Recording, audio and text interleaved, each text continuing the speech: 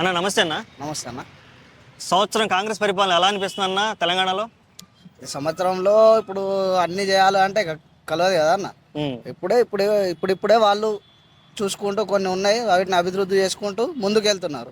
Okay, అంటే చాలా issues ఉండగా ఈ అల్లు అర్జున్ ఇష్యూని హైలైట్ చేయటం, లేదంటే మోహన్ బాబు గారి ఇష్యూని హైలైట్ చేయటం, ఈ ఎవరైతే సోషల్ మీడియాలో పోస్టులు పెడుతున్నారో వాళ్ళందరినీ అరెస్టులు చేయటం, ఈ అరెస్టుల పర్వం మొత్తం చూస్తే నీకు ఏమనిపిస్తుంది? ఇప్పుడు అల్లు అర్జున్ని హైలైట్ చేయడం, మోహన్ బాబుని హైలైట్ చేయడం అనేది కాదు. ఇప్పుడు ఒక లేడీ ఆమె చనిపోయింది, ఆమె గురించి మాట్లాడకుండా ఒక సెలబ్రిటీని కేసు పెట్టినంత వరకు మీరు అట్లా ఇట్లా అంటే ప్రభుత్వం అనేది తన పని తాను చేసుకుంటూ వెళ్ళిపోతుంది. అది ఏ ప్రభుత్వం అయినా, టీఆర్ఎస్ అయినా, కాంగ్రెస్ అయినా, బీజేపీ అయినా. ఓకే, లా అండ్ ఆర్డర్ ఉంది, ఎందుకు దాని పని అది చేసుకుంటూ వెళ్ళిపోవాలి. ఓకే, అంటే ఇదంతా కూడా కక్ష సాధింపు చర్యలు. గతంలో రేవంత్ రెడ్డి గారిని ఓటుకు నోటు కేసులో అరెస్ట్ చేశారు. దాన్ని దృష్టిలో పెట్టుకొని ఇప్పుడు కేటీఆర్ గారి మీద కూడా కేసు పెట్టి ఈరేస్ కేసులో అవకతవకలు జరిగాయని చెప్పి అరెస్ట్ చేయబోతున్నారు అనేది ఒక వాదన ఉంది. దాని మీద నీ అభిప్రాయం? దానికి ఎవిడెన్స్ ఉంటేనే కదా అరెస్ట్ అనేది చేయడం. దానికి కొన్ని ఎవిడెన్స్ ఉంటేనే అరెస్ట్కు పాసిబుల్ అయిపోతుంది. ఏదో కక్ష సాధింపులు దాని వల్ల అరెస్ట్ చేయాలంటే అది పాసిబుల్ కాదు కదా బ్రదర్. ఓకే, ఇప్పుడు మరి చాలా హామీలు ఇచ్చారు రేవంత్ రెడ్డి గారు. 100 రోజుల్లోనే వాటిని అమలు చేస్తామని కూడా చెప్పారు. దాంట్లో మహా అయితే ఇంప్లిమెంట్ చేసింది కేవలం ఒక ఉచిత మహిళల బస్సుకు ఒకటే ఇంప్లిమెంట్ అయింది పూర్తి స్థాయిలో. మిగిలిన చాలా ఇంకా రైతు బంధు రాలేదు, రుణమాఫీ రాలేదు. వీటన్ని సమస్యలు ఉన్నాయి కదా, వీటి మీద నేను అభిప్రాయం.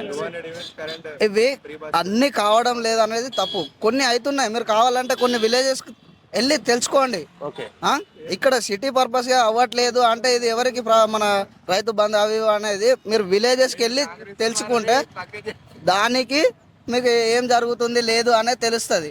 కొన్ని అవుతున్నాయి, ఇప్పుడు గ్యాస్ అయినా, ఫ్రీ కరెంట్ అయినా, ఇందిరమ్మ ఇండ్ల ప్రాసెస్ అయినా నడుస్తుంది కదా. అంటే స్టార్ట్ అయినాయి కానీ అవి కేవలం పూర్తి స్థాయిలో ఎవరికి అందట్లేదు. 20% కూడా లేదనేది కూడా మేము తీసుకున్న అభిప్రాయాలు మాకు తెలిసింది. అంతకుముందు గత ప్రభుత్వం చేసిన అప్పులను పూడ్చుకుంటూ ఈ పాలసీలను ముందుకు తీసుకెళ్లడంలో కొంచెం టైం పడుతుంది. వెనకాల ముందట అయితే తప్పించి అవ్వడం పక్కా. ఓకే, ఈ అరెస్టులు మొత్తం కూడా కక్ష సాధింపు అంటే ఏమంటావు? నువ్వు ఏమంటావు? కక్ష సాధింపు అనేది ఏమీ లేదు. ప్రభుత్వం తన పని అది చేసుకుంటూ వెళ్ళిపోతుంది అంతే. అది ఎవరు కామన్ మ్యాన్ అయినా, సెలబ్రిటీ అయినా, మాజీ సీఎం అయినా, మాజీ కేటీఆర్ గారు అయినా, ఓకే ఎవరైనా కూడా. ఓకే, ఎన్ని మార్కులు వేస్తావు ఇప్పుడు రేవంత్ రెడ్డి గారి పరిపాలన సంవత్సరంలో?